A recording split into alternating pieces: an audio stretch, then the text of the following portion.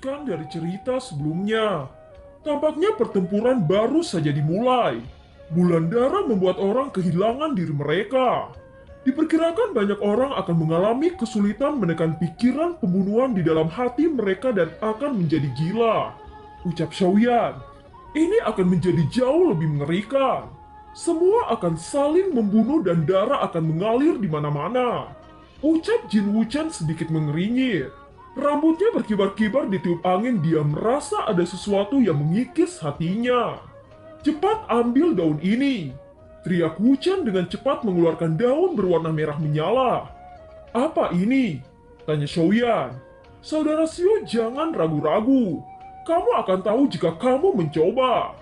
Ucap Wuchen. Xiaoyan mendengus-dengus dan melihat serpihan yang terbungkus di dalamnya. Dia mencium bau yang akrab sebelum melintasi benua Doudi.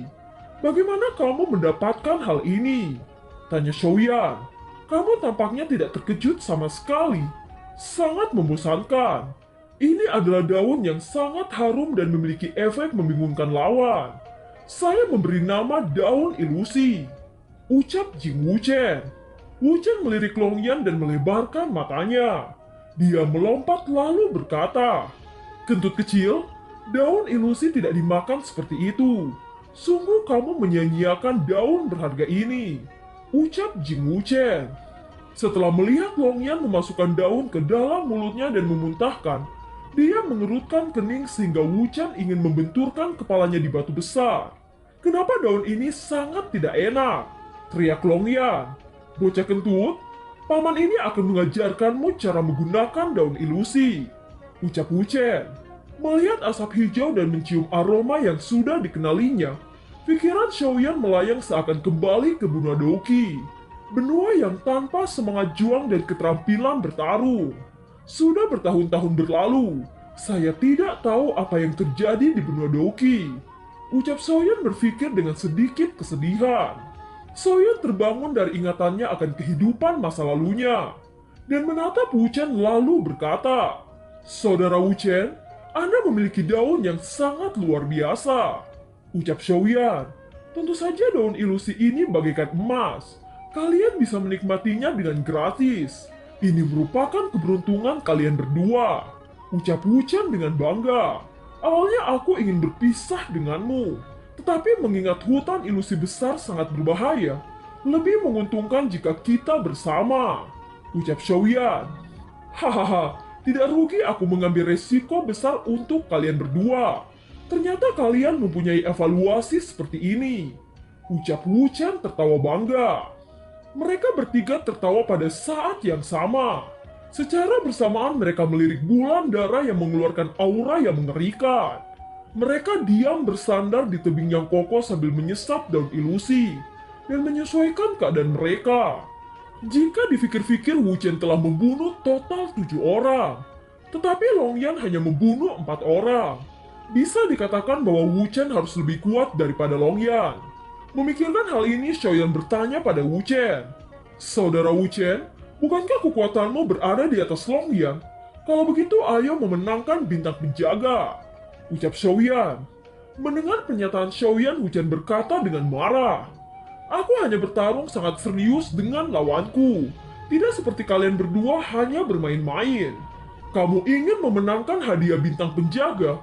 Total ada 10 tempat dan masing-masing terdapat beberapa jenius tak tertandingi. Ditambah kekuatan super dan kekuatan besar lainnya. Oleh karena itu tidak mungkin bisa memenangkan bintang penjaga. Aku menyarankan kamu untuk menghilangkan ide ini. Pikirkan tentang bagaimana untuk bertahan hidup terlebih dahulu. Ucap Jing Wuchen. Bukankah itu membosankan? Aku hanya ingin tahu batas kekuatanku. Ucap Xiaoyan. Lagi pula kita tidak bisa menghindarinya. Cepat atau lambat kita pasti akan bertemu dengan para jenius itu. Jika hantu tua tidak berani menghadapi mereka, lebih baik bersembunyi di balik ekorku. Ucap Longyan. Bersembunyi? Ucap Wuchen tertawa terbahak-bahak dengan cepat dia berkata, Kentut kecil, kita lihat siapa yang membunuh lebih banyak. Ucap Wuchen. Baiklah, ayo bermain dan mencari sasaran. Ucap Xiaoyan. Setelah mengatakan itu, tiba-tiba Xiaoyan merasa dingin di punggungnya. Xiaoyan dengan cepat mengeluarkan tangan kanannya meraih bahu Wu Cheng dan melemparkannya.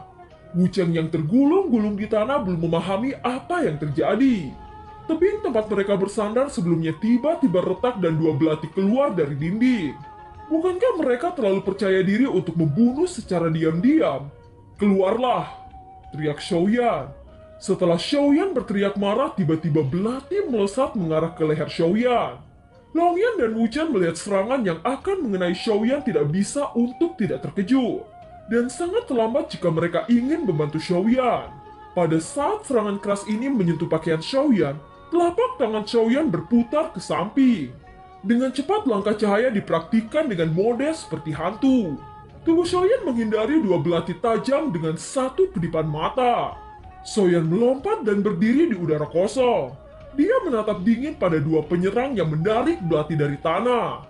Pada saat ini dua sosok monster dengan berpenampilan seperti ular perlahan-lahan terungkap. Ternyata penyerang itu berasal dari keluarga monster ular. Tidak heran dia bisa bersembunyi di balik tebing. Ucap Jing Wu Chen sangat marah. Wu Chen sangat marah tanpa basa-basi, dia langsung menembak dan mengerahkan kecepatan sampai batasnya. Monster ular tidak panik.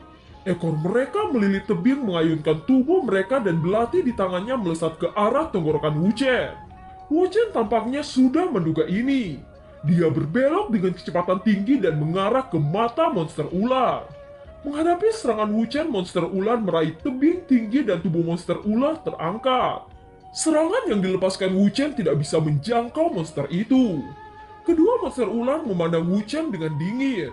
Ada ejekan di mata itu. Tetapi sebelum dia bisa menyerang balik, tiba-tiba pupil matanya menyusut saat melihat tangan kanan Wu Chen menembakkan cahaya. Cahaya berkedip mengenai tenggorokan monster ular dan tubuhnya yang besar jatuh ke tanah dengan leher terbuka. Semua ini terjadi begitu cepat. Bahkan monster ular yang satunya tidak dapat merespon kejadian ini. Saudara Xiao, kali ini kami bisa menonton saja. Karena kamu menyelamatkanku sebelumnya, sekarang izinkan aku untuk membalas budi dan membunuh ular kurang ajar ini. Ucap Wu Chen. Xiaoyan tersenyum dan berkata, kalau begitu aku akan menuruti keinginanmu ini. Ucap Xiaoyan. Monster ular yang melihat kesempatan ini dengan cepat dia mengayunkan belati tepat di kepala Wu Chen. Selama serangan menyelinap ini berhasil, maka ada harapan untuk bertahan hidup. Ucap monster ular itu. Melihat ini bahkan Xiaoyan dan Longyan yang belum menghembuskan nafas segera mereka bergerak lagi. Xiaoyan dan Longyan datang dari arah samping monster ular. Tinju Xiaoyan diacungkan sedangkan Longyan melesatkan tombak emas. Pada saat ini monster ular hanya punya satu pemikiran, yaitu bergegas untuk melarikan diri. Sebelum berbalik pergi, monster ular mendapati tinju dan tombak sudah menyentuh tubuhnya. Dia berteriak kesakitan sebelum menjadi kabut darah. Aku tidak menyangka pemahaman Anda tentang teknik bertarung sangat kuat. Ucap Wu Chen. Xiaoyan hanya tersenyum dan menggelengkan kepala. Jika kamu serius, mungkin Anda dapat membunuh monster ular dengan mudah. Hahaha, jangan membuatku malu. Sekarang aku yakin bahwa kamu adalah teman yang tidak akan mengecewakanku. Dengan bisa percaya kepadaku, itu sudah cukup. Ucap Xiaoyan dengan senyum halus. Tidak bisa terus seperti ini lagi. Mereka semua memperlakukan kita sebagai pemula. Dan berpikir kita mudah digertak. Siapapun yang berani memprovokasi kita maka kita harus menghajarnya. Ayo berburu sekarang. Ucap Longyan. Oh, kentut kecil. Kita orang dewasa dan tahu apa yang harus dilakukan. Jadi tidak perlu repot-repot mengingatkan kita. Ucap Wu Chen. Setelah mendengar kata-kata Wu Chen, Longyan sangat marah, dia menatap dengan dingin. Xiaoyan memutar matanya menyela mereka berdua dengan suara keras. Sekarang yang terpenting adalah menyusun rencana. Kita tidak bisa hanya menunggu kelompok lain terus-menerus menyerang kita. Ucap Xiaoyan. Itu benar. Tentu saja aku sudah mempunyai rencana bagus. Ucap Wu Chen. Katakan. Ucap Xiaoyan. Seorang lelaki seperti pengemis, seorang pemuda yang terlihat tidak berbahaya bagi manusia dan hewan.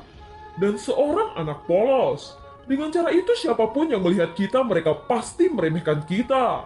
Itulah kesempatan kita melakukan serangan fatal. Ucap Wu Chen.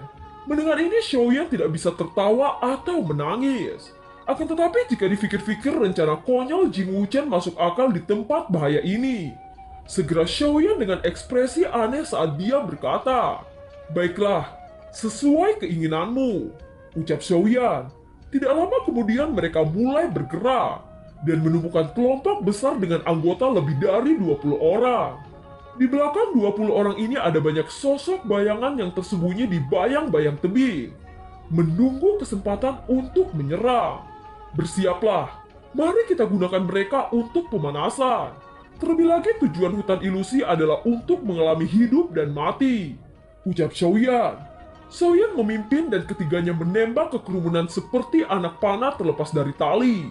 Dihadapkan dengan kekuatan yang begitu besar, Xiaoyan melompat mengembun menjadi puluhan bayangan dengan serangan kejutan mengempaskan banyak orang.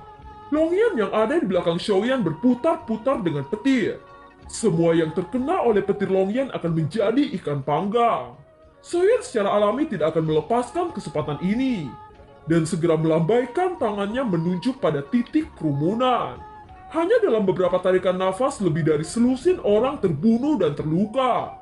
Mereka memandang Xiaoyan Longyan dengan ngeri. Akan tetapi Wu Chen masih berjalan di tepi medan perang dengan menyeka keringat. Dia justru menjadi penonton saat Xiaoyan dan Longyan bereaksi. Saudara Xiao dan kentut kecil sama sekali bukan manusia.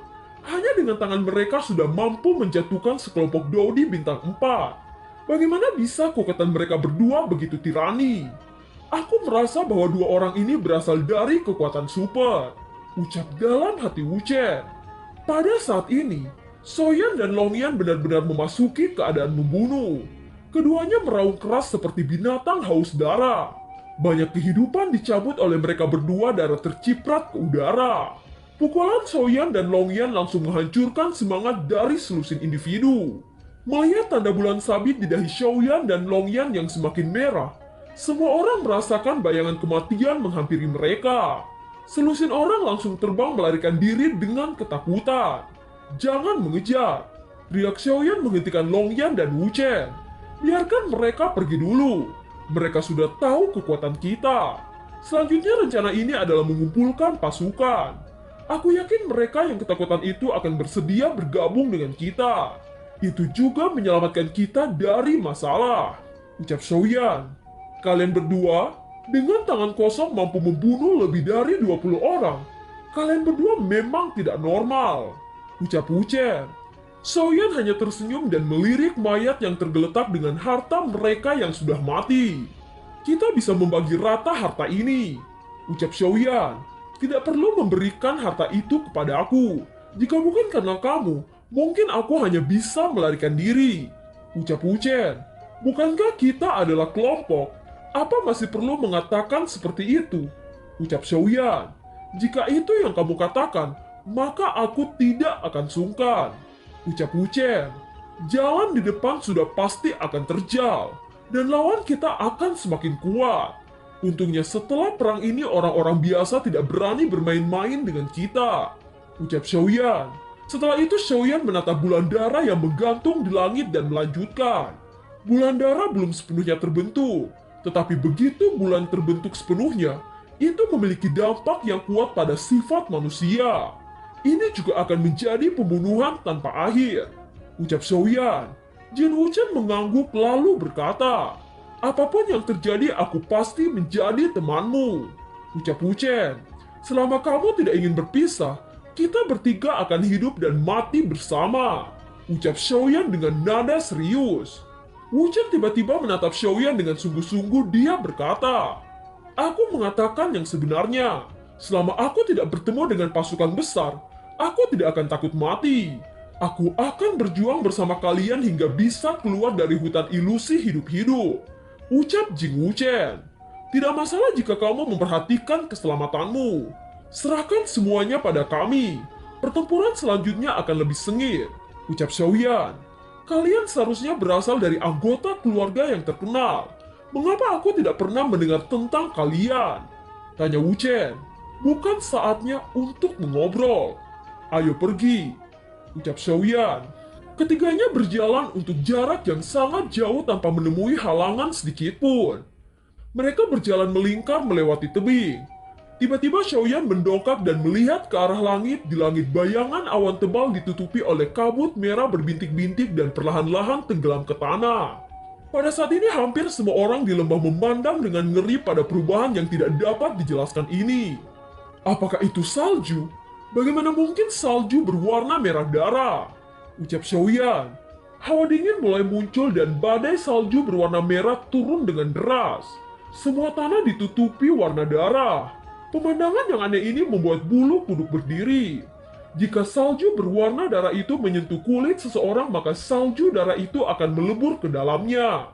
Setelah salju darah sudah menjalar ke dalam tubuh seseorang, maka mata seseorang yang semulanya hitam berubah menjadi warna darah.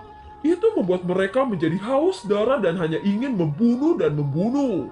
Tidak diragukan lagi pada saat ini bulan darah terbentuk sempurna. Dan Dewa Kematian turun ke bumi. Dengan terbentuknya bulan darah sempurna itu bertanda dimulainya pembunuhan tak berujung. Dan film pun berakhir.